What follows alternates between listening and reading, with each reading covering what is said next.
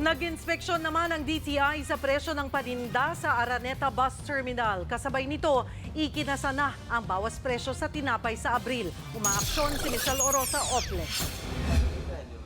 Huling-huli ang dalawang tindahan na ito na nagbebenta ng bottled water na higit doble sa suggested retail price sa mga pasaherong paluwas sa Araneta Bus Terminal.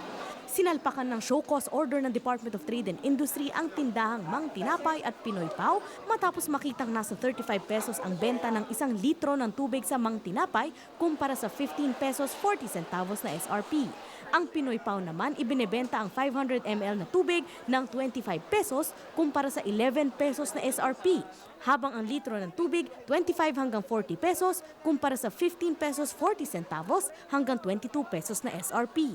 Wala ring mga price tag na nakadisplay ang dalawang tindahan. Ang malala pa, nahuli na ang dalawang tindahang ito kahapon sa naunang monitoring ng DTI.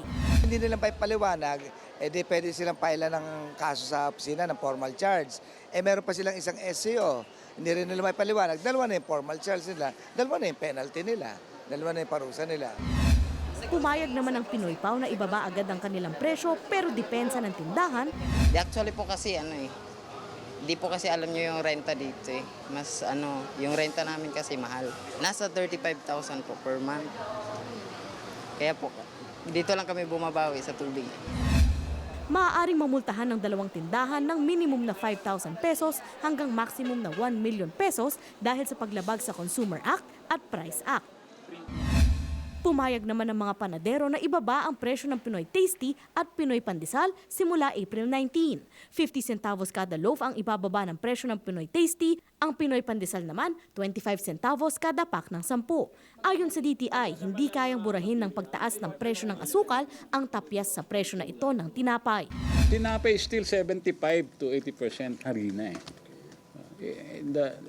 It cannot offset yung. And beside, the bakers buy bulk. So yung retail price, hindi yun ang presyo sa kanila. Lower than that.